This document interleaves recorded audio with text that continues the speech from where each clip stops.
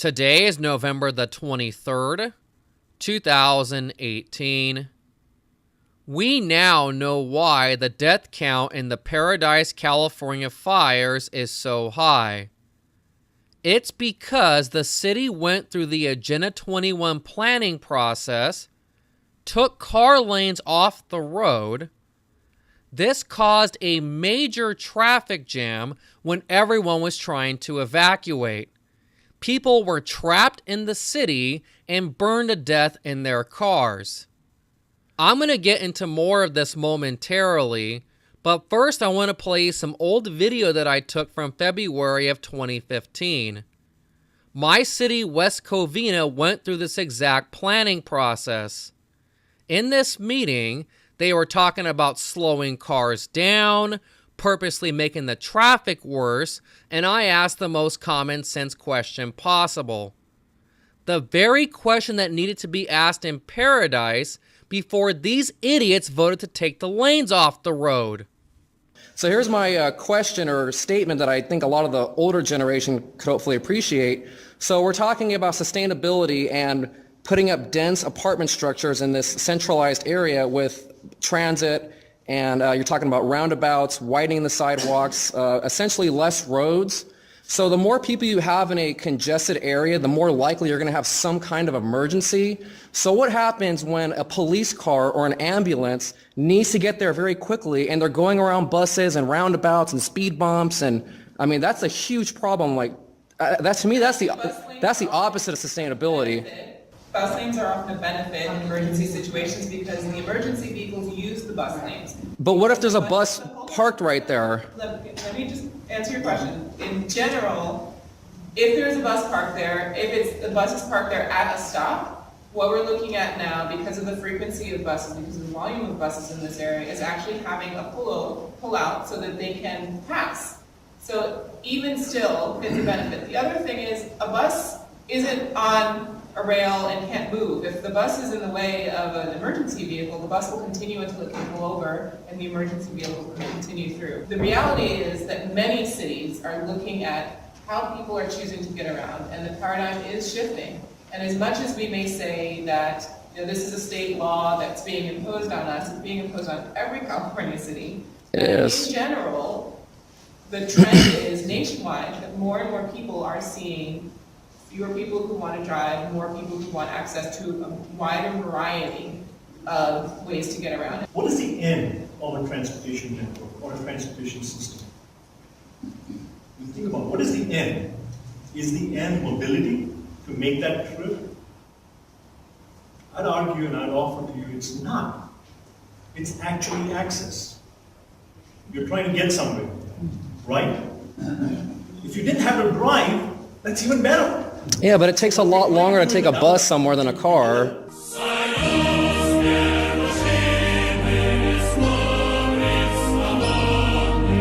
If you didn't have to drive, that's even better. Why don't you tell that to the families of the victims who lost their life in Paradise? There is blood on all of your hands. So I have been vindicated, but I want to make the point that when I was in these meetings, I was completely ostracized. I was the only person asking the common sense questions, and nobody wanted to hear it. These observations can save people's lives. So what's going on in California is they have passed all these laws fighting global warming, and it's tied into the development of your city. In California, all cities are required to have a general plan, which guides development in the city. But there is no law saying you must update your plan, and the reason why that is important is because of new laws. When you update your plan, you trigger all these mandates that come down from the state. For example, when you agree to update your plan, you are forced to implement something called Complete Street Strategy. Complete Street Strategy is when the roads must be used equally by everyone.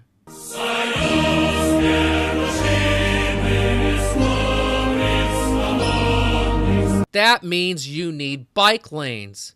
That means you need bus routes going up and down the street.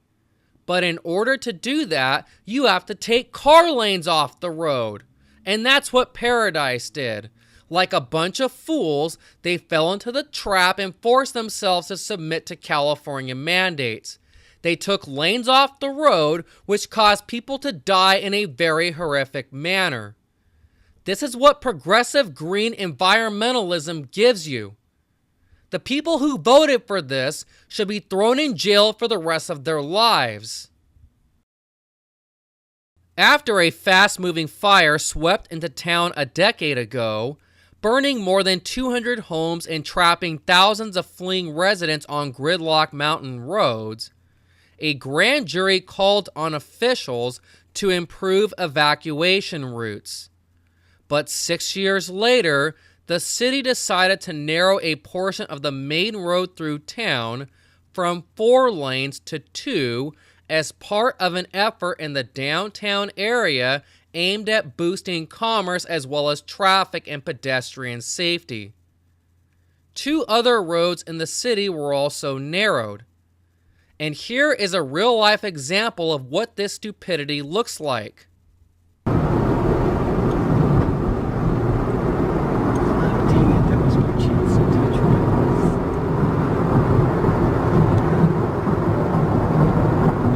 So look at that, there should be 2 lanes.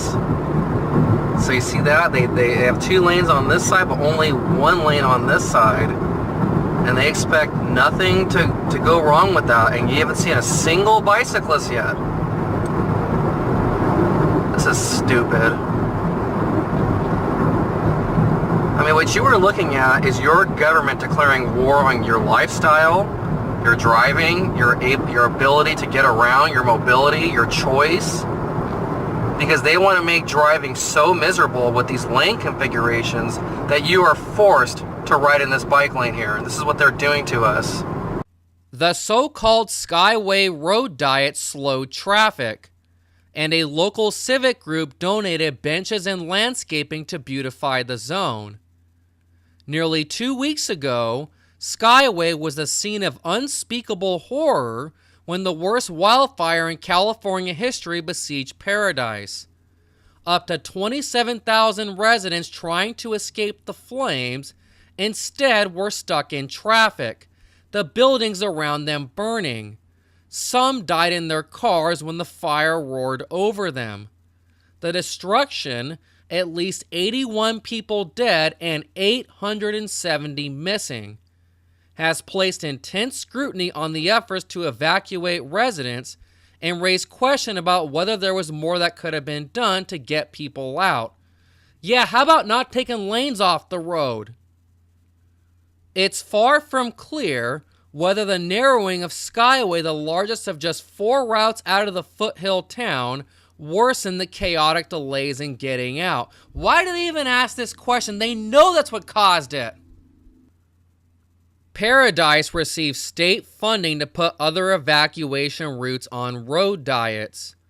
Travel lanes were reduced and bike lanes added to Pearson Road, a major cross street that became jammed during the fire evacuation. Travel lanes were reduced to make room for turn lanes on Clark Road, one of the 4 roads out of town. But Paradise also received $1.2 million to add raised rumple strips on its main arteries, improve drainage, widen shoulders, and upgrade traffic signals to improve safety, including battery backups to keep the system running if the power went out. So you see, they submit to the state plan, they receive grant funding, it's all in the name of safety, but then a bunch of people die as a result of it. The decision to narrow Skyway came amid safety and business concerns from the residents. No, I've been in the meetings, it's all stakeholders and cronies, and they do what the state mandate tells them. Some criticize it as an expressway, sending speeding traffic through the small downtown, depriving merchants and imperiling any who tried to walk across. Traffic engineers told the city, The situation has limited the town's ability to realize its potential as a center of commercial and cultural activity. To me, creative community is the essence of economic development, of economic sustainability, of fiscal sustainability, of cultural sustainability, and social capital.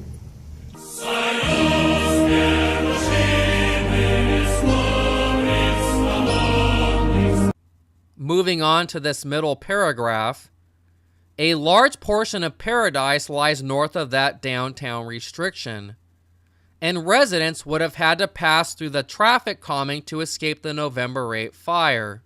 Yeah, well, it is somewhat of a traffic calming measure as well. We do want, in a good retail environment, we do want traffic to slow down to some degree. Yeah, make traffic worse. These people are waging war against us and are doing so as if they are doing us a favor. Street images by Google show a much wider road in 2008, but it still became gridlocked and impassable when wildfire that year came close to Paradise. The 2009 Butte County Grand Jury noted the area is especially prone to disastrous wildfires and concluded additional evacuation routes are necessary.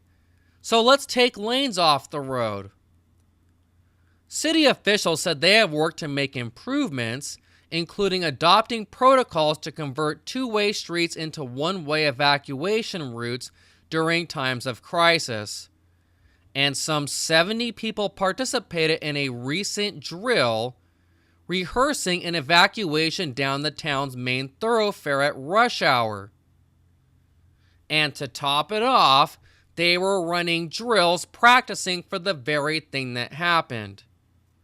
We all know what that means, don't we, folks?